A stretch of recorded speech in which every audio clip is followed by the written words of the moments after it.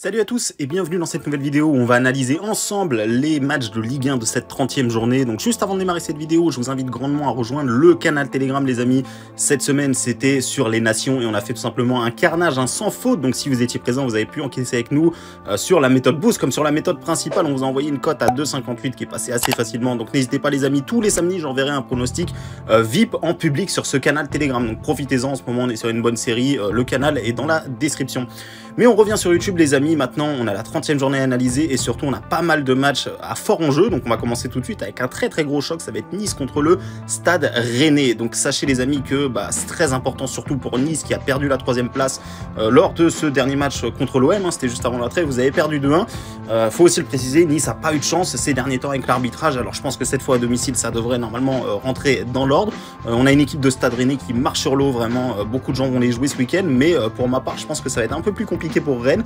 Nice qui est une équipe ultra défensive qui va retrouver aussi leur capitaine Dante qui était absent du côté de Marseille et ça s'est senti notamment sur le but de l'OM. Donc vraiment le retour de Dante va faire le plus grand bien à cette équipe de Nice qui va être beaucoup plus solide en défense face à une équipe de Rennes qui est ultra offensif. C'est tout simplement la meilleure attaque du championnat les amis. Ils ont inscrit 63 buts en 29 matchs, même le PSG n'en a pas fait tant avec Messi, Neymar, Mbappé etc. Donc franchement Rennes au niveau de l'attaque on peut rien leur reprocher, mais Nice forcément de l'autre côté c'est aussi la meilleure défense de Ligue 1, donc c'est la meilleure défense face à la meilleure attaque. Avantage pour moi au terrain, le match sera à Nice, ça sera à domicile et surtout au niveau de l'enjeu, un match nul pour Rennes ça serait plutôt pas mal puisqu'ils conserveraient leur 3e place et en plus de ça ils conserveraient leur avance sur Nice.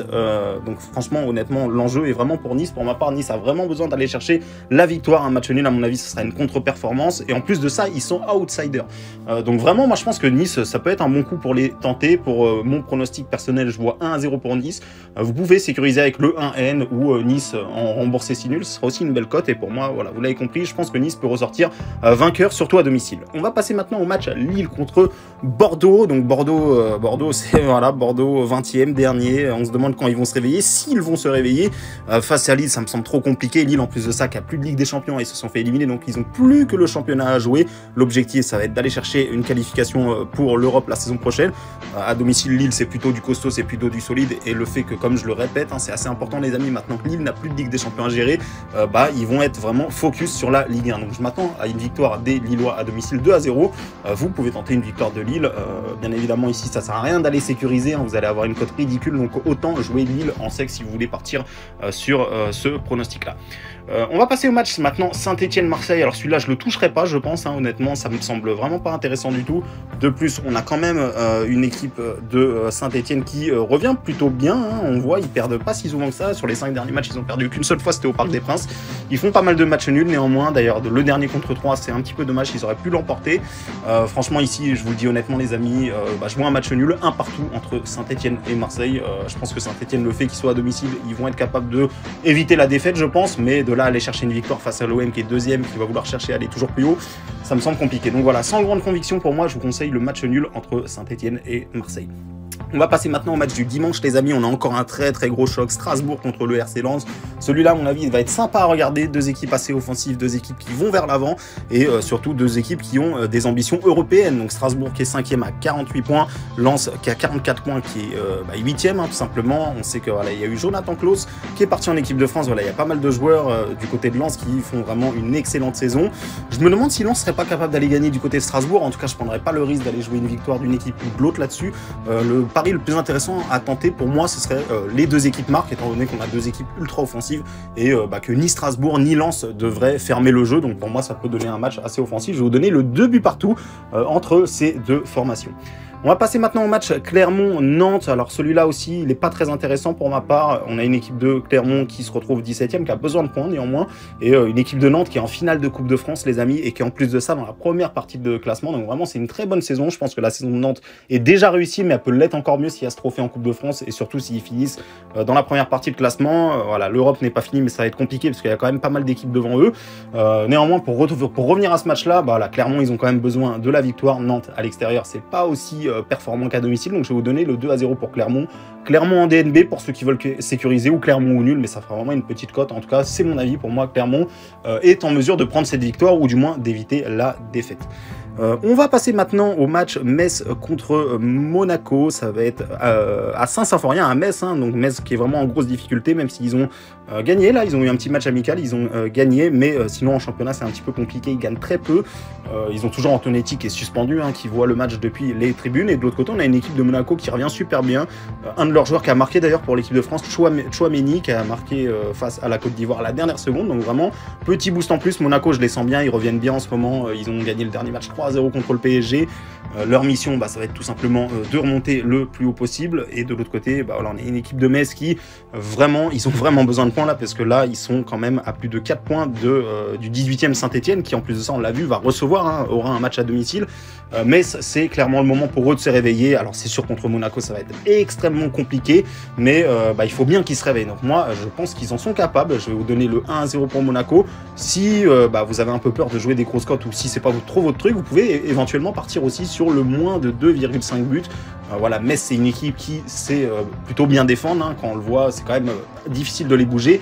Et Monaco, de l'autre côté, ça peut donner un match un petit peu similaire au dernier match de Metz, comme je le pensais. Voilà, Metz qui avait eu le dernier match... ah non, je confonds, excusez-moi. C'était le dernier match de... ouais, j'ai un petit trou, alors, excusez-moi, je le retrouve pas. Mais en tout cas, voilà, je pense que Metz est en mesure de prendre au moins un match nul contre Monaco. Voilà, maintenant, ça reste que mon avis. Je suis pas sûr de l'envoyer. Encore une fois, n'hésitez pas à rejoindre les Telegram pour suivre mon investissement personnel du samedi. Mais voilà, pour ma part, je vous donne le moins de 2,5 buts et le 1-0 pour Metz. Pour moi, s'il y a bien un moment où ils peuvent surveiller, ça peut être ce week-end, tout simplement. Montpellier-Brest, là aussi, ça m'intéresse pas trop, les amis. On a un joueur de Montpellier qui a eu un carton rouge, hein, donc c'est Ristic. Il y a également Cosa, donc attention, il y a quand même pas mal de suspendus du côté de Montpellier. On a une équipe de Brest qui se retrouve dans le ventre mou. Donc franchement, c'est un match avec pas trop d'enjeux. Là-dessus, honnêtement, je vous l'analyse parce que j'analyse les 10 matchs, mais honnêtement, je n'y toucherai pas. Sans grande conviction, je vais vous donner le 1 partout, match nul entre Montpellier et Brest. Voilà, Montpellier a quand même du talent devant. Il y a quand même TJ Savanier, il y a Mavdini qui est de retour. Donc voilà, petite préférence du côté de Montpellier. Mais en tout cas, voilà, pour moi, c'est un match un petit peu indécis quand même que je ne toucherai pas. On va passer maintenant au match 3 contre Reims. On a une équipe de 3 qui sera à domicile, qui a besoin de points aussi. Voilà, ils se retrouvent quand même 15e. Ils ont que 2 points d'avance sur Saint-Etienne. Donc attention, si Saint-Etienne gagne et que 3 perd, eh bien c'est Saint-Etienne qui repasserait devant 3. Donc on voit bien, hein, le classement se tient à pas grand chose, surtout dans le bas de classement. Et là, on va avoir quand même une équipe de Reims qui me plaît vraiment beaucoup. Honnêtement, ils sont super chiants à bouger. Il y a très peu d'équipes qui vont les chercher. Ils défendent bien. C'est hyper difficile de leur mettre des buts. Franchement, Reims, c'est vraiment l'épine à battre. Hein. Vraiment, c'est vraiment le bon plan de les tenter. Reims ne perd pas. Mais face à 3, ça va être compliqué. Donc ici, encore une fois, je m'attends peut-être à un match nul, hein, étant donné que Reims me semble un petit peu supérieur, mais que 3 sera à domicile.